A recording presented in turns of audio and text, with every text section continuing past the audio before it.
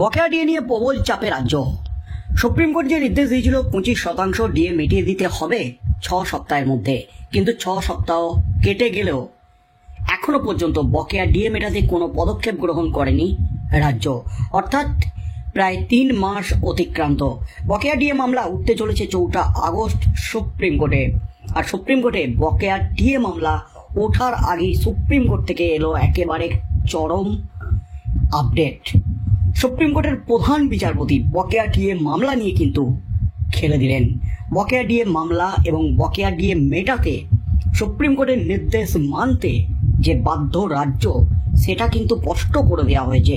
তার মধ্যেই কিন্তু এবার বকেয়া ডিএ নিয়ে রাজ্যের উপর চাপ বাড়াতে রাজ্যের সরকারি কর্মচারীদের যে নয়া কৌশল নবান্ন অভিযান, সেই নবান্ন অভিযান কিন্তু গত 2 দিন আগে রীতিমতো একেবারে হাজার হাজার শিক্ষক শিক্ষিকা কর্মচারী, চুক্তিভিত্তিক কর্মচারী থেকে শুরু করে হাজার হাজার শিক্ষক কর্মচারীদের আন্দোলন রীতিমতো নাভিশ্বাস তুলে দিয়েছেন নবান্নে।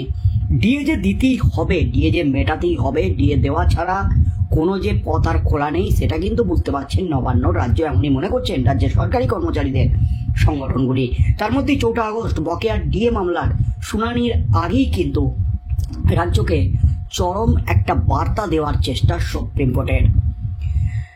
রাজ্যের এই বকেয়া ডিএ মামলা নিয়ে একেবারে বড় সুখবর আসতে চলেছে রাজ্যের সরকারি কর্মচারীদের। দীর্ঘদিনের যে অপেক্ষা, দীর্ঘ 10 বছর ধরে যে আইনি লড়াই, এবং সুপ্রিম কোর্টে প্রায় 3 বছর হতে চলল এই যে আইনি লড়াই চলছে, মামলা চলছে, 18 বার পিছিয়ে যাওয়ার পরেও যে সরকারি কর্মচারীরা দাঁতে দাঁত চেপে লড়াই চালিয়ে এই মামলার প্রাথমিক জয় নিয়ে এসেছেন। আগস্টের 4 তারিখে কিন্তু রীতিমতো ঝড় উঠতে চলেছে সুপ্রিম কোর্টে। চরম বিভাগে পড়তে চলেছেন রাজ্যের মুখ্য সচিব এবং অর্থ সচিব। সুপ্রিম কোর্টের নির্দেশ অমান্য করায় তাদের বিরুদ্ধে রুল জারি পর্যন্ত হতে পারে, এমনই কিন্তু আপডেট দিচ্ছেন রাজ্যের সরকারি কর্মচারীদের সংগঠনগুলি। তার মধ্যেই কিন্তু বিভিন্নভাবে রাজ্যের সরকারি কর্মচারীদের সংগঠনগুলি চাপ বাড়াচ্ছে রাজ্যের উপর। কারণ এবার কিন্তু আন্দোলন শুরু হয়ে গেল আবারও নতুন করে। কারণ রাজ্যের সরকারি কর্মচারীদের একাধিক সংগঠন এই বকেয়া ডিএর দাবিতে যৌথভাবে আন্দোলন চালিয়ে যাচ্ছেন। তার মধ্যেই রাজ্যে বকেয়া ডিএর দাবিতে সরকারি কর্মীদের যে আন্দোলন, এই আন্দোলনে সামিল হয়েছেন রাজ্যের শিক্ষকরাও। পিএসসি ভবনের সামনে আন্দোলনরত শিক্ষকদের বিক্ষোভ কর্মসূচি ছিল। দীর্ঘদিন ধরে চলা এই বিক্ষোভে শিক্ষকরা তাদের বকেয়া ডিএ সহ অন্যান্য দাবি পূরণের জন্য স্লোগান দেয়। আন্দোলনকারীদের দাবি রাজ্য সরকার অবিলম্বে তাদের বকেয়া ডিএ পরিশোধ করুক।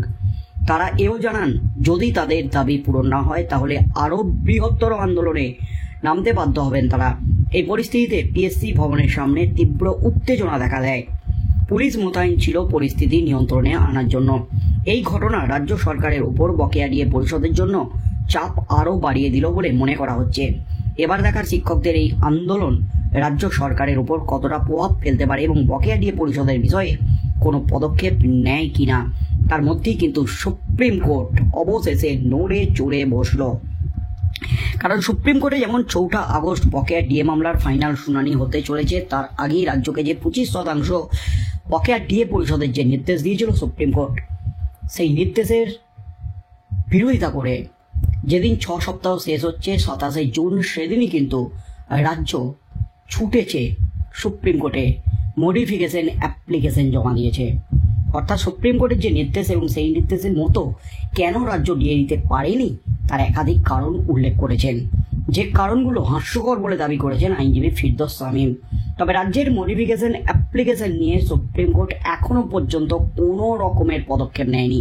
যেমন এসএসসি চাকরি বাতিল মামলায় রাজ্য রিভিউ পিটিশন দাখিল করলেও সুপ্রিম কোর্ট কোনো কর্ণপাত করেনি এখনো পর্যন্ত, সেরকমই কিন্তু ডিএ মামলার মডিফিকেশন অ্যাপ্লিকেশন নিয়েও কবেই শুনানি হবে সে ব্যাপারেও কিন্তু কোনো রকম কর্ণপাত করেনি, কোনো রকম পদক্ষেপ নেয়নি। কিন্তু রাজ্যের বিরুদ্ধে এবার কিন্তু চরম সিদ্ধান্ত সুপ্রিম কোর্টের। ইতিমধ্যেই সুপ্রিম কোর্টের নির্দেশের বিরোধিতা করা, অমান্য করায় রাজ্যের বিরুদ্ধে আদালত অবমাননার মামলা দায়ের করেছেন রাজ্যের সরকারি কর্মচারীদের সংগঠনগুলি। একাধিক সংগঠন আদালত অবমাননার মামলা দায়ের করেছেন। Confederation of state government employees থেকে শুরু করে আরও একাধিক সংগঠন রাজ্যের বিরুদ্ধে মামলা করেছেন সুপ্রিম কোর্টে। 4 আগস্ট যেমন উঠতে চলেছে ডিএ মামলা, সেখানে একটা প্রশ্ন ছিল, এই আদালত অবমাননার মামলা 25% যে ডিএ দেয়নি রাজ্যের বিরুদ্ধে পদক্ষেপের মামলা কবে উঠবে? অবশেষে অবস্থান স্পষ্ট করে দিল সুপ্রিম কোর্ট। সুপ্রিম কোর্টের প্রধান বিচারপতি জাস্টিস গাভাই তিনি কিন্তু স্পষ্ট করে দিলেন, ডিএ মামলার সাথে সাথেই কিন্তু উঠতে চলেছে আদালত অবমাননার মামলা। এটা কিন্তু একেবারে নিশ্চিত হয়ে গেল। অর্থাৎ ডিএ মামলার শুনানির সাথেই রাজ্যের বিরুদ্ধে আদালত অবমাননার শুনানি করতে চলেছেন জাস্টিস কারোলের ডিভিশন বেঞ্চ। এমনই কিন্তু নির্দেশ দেওয়া হয়েছে সুপ্রিম কোর্টের তরফ থেকে।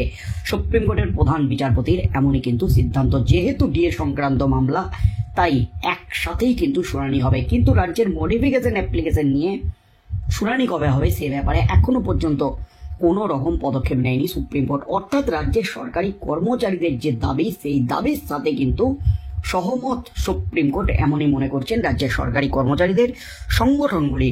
কারণ রাজ্য মডিফিকেশন অ্যাপ্লিকেশনটা আগে করেছে, সে ব্যাপারে কোনো রকম পদক্ষেপ না নিলেও, সেই মডিফিকেশনের শুনানি না করলেও রাজ্যের সরকারি কর্মচারীদের যে মামলা, আদালত অবমাননার মামলা রাজ্যের বিরুদ্ধে, রাজ্যের অর্থ সচিব মুখ্য সচিবের বিরুদ্ধে, সেই মামলা নিয়ে কিন্তু নড়ে চড়ে বসেছে সুপ্রিম কোর্ট। অর্থাৎ সুপ্রিম কোর্টের বিচারপতি জাস্টিস কারোল রাজ্যকে যেটা জানিয়েছিলেন, আপনাদের তো কর্মচারী, আপনারা ডিএ মিটিয়ে দিন না, কেন এখনো মেটাননি ডিএ, যে প্রশ্নটা তুলেছিলেন, সেই প্রশ্নটাই কিন্তু আরো জোরালো হতে চলেছে। কারণ সুপ্রিম কোর্ট প্রথম 50% ডিএ মেটাতে বলেছিল। রাজ্য সুপ্রিম কোর্টকে বলে যে 50% ডিএ মেটাতে প্রায় 21,000 কোটি টাকারও বেশি খরচ হবে। তাই এই টাকা বের করতে গেলে রাজ্যের কোমর ভেঙে যাবে, রাজ্য দেউলিয়া হয়ে যাবে, রাজ্যে আর্থিক বিপর্যয় নেমে আসবে। তাই সেই টাকা মেটাতে পারেনি। আর এবার কিন্তু চরম বিপাকে রাজ্য। সুপ্রিম কোর্টের প্রধান বিচারপতি স্পষ্ট করলেন যে লিস্ট প্রকাশিত হয়েছে, সেখানে ডিএ মামলাটিকে টপ অফ দ্য বোর্ড রাখা হয়েছে এবং 1 নম্বর শুনানি কিন্তু হতে চলেছে এই ডিএ মামলাটি। 4 আগস্ট প্রথম শুনানি হবে ডিএ মামলার। 11টার মধ্যেই কিন্তু ডিএ মামলার শুনানি শুরু হতে চলেছে, এমনই কিন্তু খবর উঠে আসছে, আপডেট উঠে আসছে সুপ্রিম কোর্ট থেকে। তাই কি হতে চলেছে সুপ্রিম কোর্টে? যেহেতু প্রথমেই শুরু হচ্ছে এই ডিএ মামলার শুনানি, তাই ডিএ মামলার শুনানির সাথে সাথে রাজ্যের আদালত অবমাননার শুনানি, এবং সেদিনই কিন্তু ফাইনাল নিষ্পত্তি হয়ে যেতে পারে রাজ্যের ডিএ মামলার। এবং রাজ্যকে 100% না দিতে বললেও 50% ডিএ দেওয়ার কিন্তু একটা চরম নির্দেশ, এবং সেটা পুজোর আগেই দেওয়ার নির্দেশ কিন্তু দিতে পারে সুপ্রিম কোর্ট, এমনই মনে করছেন কনফেডারেশন অফ স্টেট গভর্নমেন্ট এমপ্লয়িজের সাধারণ সম্পাদক মলয় মুখোপাধ্যায় বাবু। কারণ রাজ্যের সরকারি কর্মচারীদের সাথে তাদের যে দাবি, সেই দাবির সাথে কিন্তু সহমত সুপ্রিম কোর্টও। সেই দাবির পাশে দাঁড়িয়েছে, ডিএ মেটাতে পদক্ষেপ গ্রহণ করেছে সুপ্রিম কোর্ট।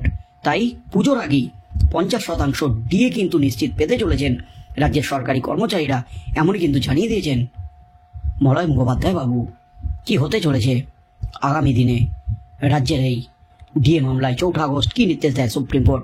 রাজ্যের অর্থ সচিব এবং মুখ্য সচিব কি বিপদে পড়বেন? তাদের বিরুদ্ধে কি রুল জারি হবে?